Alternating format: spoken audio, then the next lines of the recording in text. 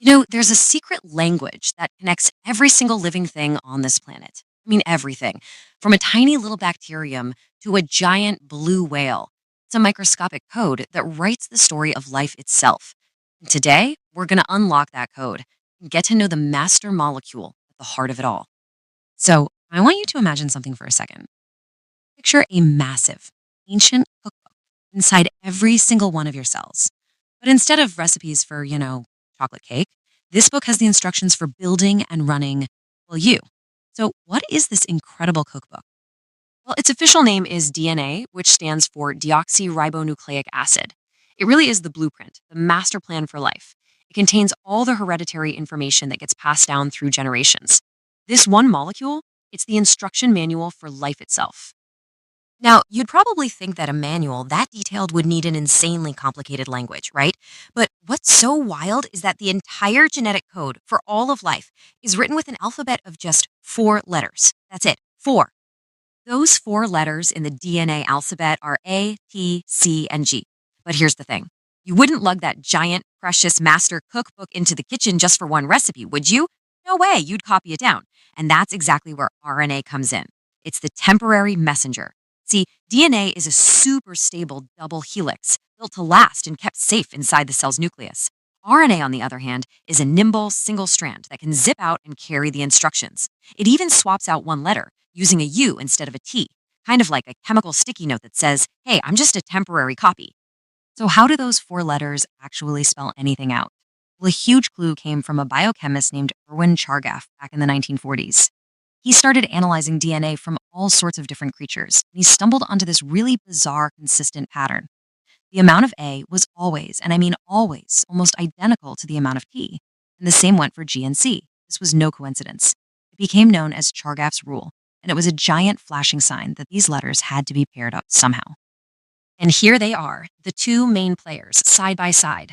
Over on the right, you've got DNA's famous double helix. It really does look like a twisted ladder. And the rungs of that ladder, they're made of those base pairs Chargaff found. A always clicks with T, and C always clicks with G. Then on the left, you see RNA. It's just a single strand, flexible and ready to go deliver its message. Okay, so knowing the chemical parts was one thing, but figuring out its actual 3D shape, well, that turned into one of the greatest scientific races of the 20th century. This wasn't just about chemistry anymore. This was a race to discover the physical shape of life's deepest secret. And this journey took a long, long time. It actually started way back in 1869 when a scientist named Friedrich Miescher first found this weird stuff he called nuclein. The real drama kicked off in the early 1950s. You had Rosalind Franklin in London taking the most incredible X-ray pictures of DNA ever seen. At the same time, the world-famous chemist Linus Pauling actually proposed a model.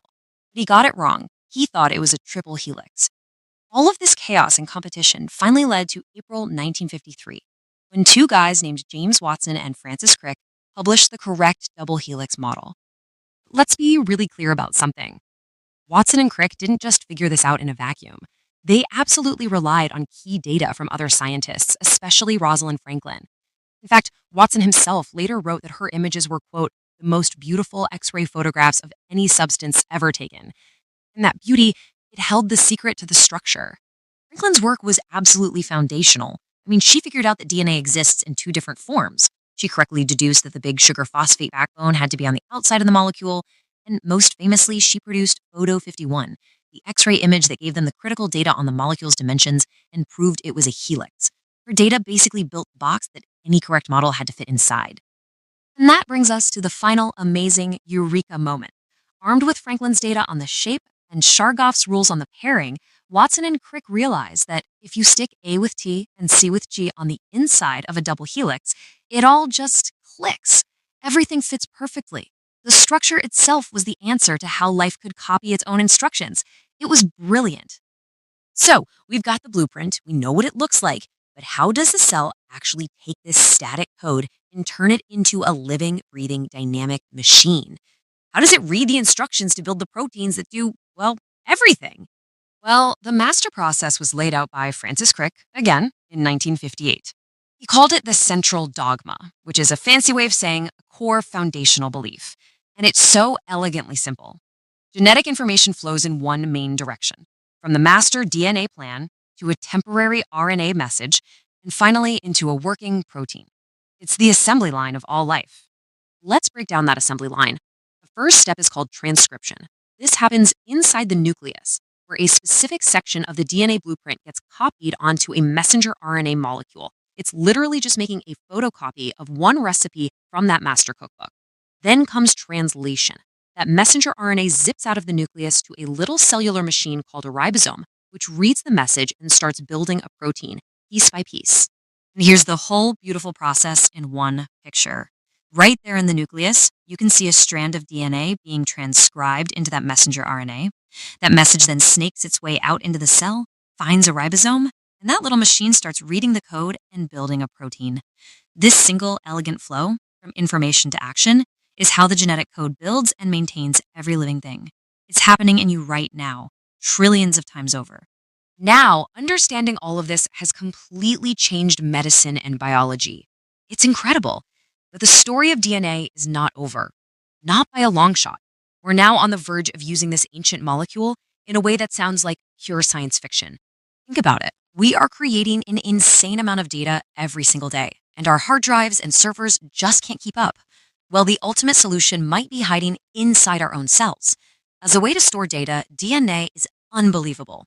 It's mind-bogglingly dense, and it's so stable it can last for hundreds of thousands, maybe even millions of years. So, just how dense are we talking? Well, get ready for this number. Scientists estimate that you could theoretically store 433 exabytes of data in a single gram of DNA. Gram. That's about the weight of a paperclip. Even try and wrap your head around that. That is the same as nearly 1 billion of those high-capacity flash drives, all fitting in the palm of your hand.